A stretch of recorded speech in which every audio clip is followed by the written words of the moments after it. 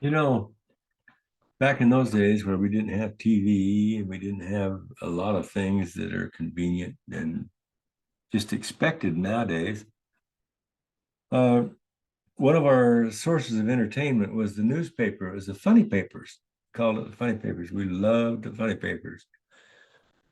And oftentimes I would go down the long lane to where the mailbox was, and the newspaper was rolled up in a tight roll, and it had a box of its own, and it just fit inside of that box, rolled up.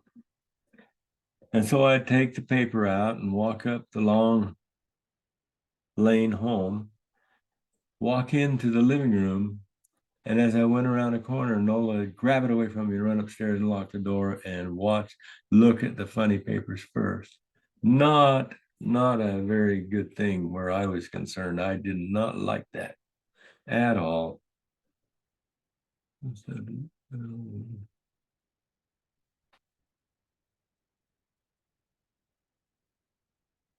Anyway, I determined I was going to have to do something about it. So I thought, well, now, do I bring it up and go out in the barn,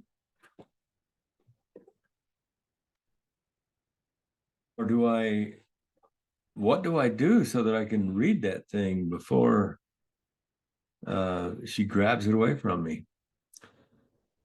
And just as I was trying to think about what to do, I heard a frog croak. And I got an idea. So I went over to where the frog was and I picked it up and I stuffed it into that rolled up paper, put it on the highway, and jumped up and down on it. I was pretty sure that it had a different uh, physiological form when I got through with it. And so I picked up the paper and I walked up to the house and I went into the living room. And sure enough, Nola was right there and she grabbed that paper away from me and ran upstairs and locked herself in her bedroom so that she could read the funnies first. And I listened to see if there was any response to the frog. Pretty soon I heard a scream and a thud on the floor. Well, I thought maybe that'll help her not to do that anymore. So I went to do something else while she was reading the funny papers. Pretty soon my mother called me and she asked me to come into her bedroom. Now, when mom asks you to come into the bedroom, things are not really good. She does not call you in the bedroom if things are going well. So I walked in with a little intrepid feelings anyway. And she said, Abby, you don't, oh, wait a minute. I was now Abe. I changed names so that I could grow up a little bit. But she said, Abe, you don't ever do that to a girl. And I thought right from that moment on, why would it be any different than for a boy? Why in the world shouldn't you do that to girls?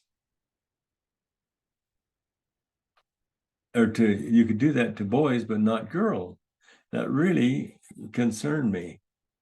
But she made me promise that I would never do that again. And of course, I didn't think I'd ever have to, but it was quite effective. From that moment on, Nola was my best friend.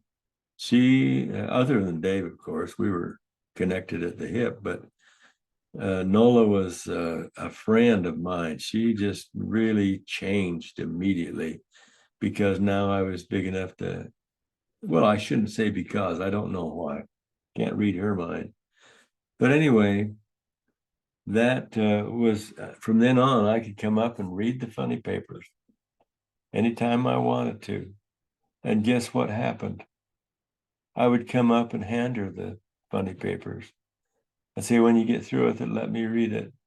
And she would.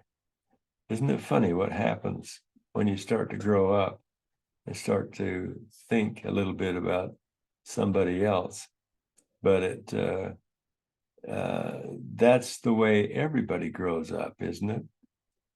first you think only of yourself, and then because somebody was really kind to you, you begin to think of others. And I think that that's what happened to me, and I'm grateful for that.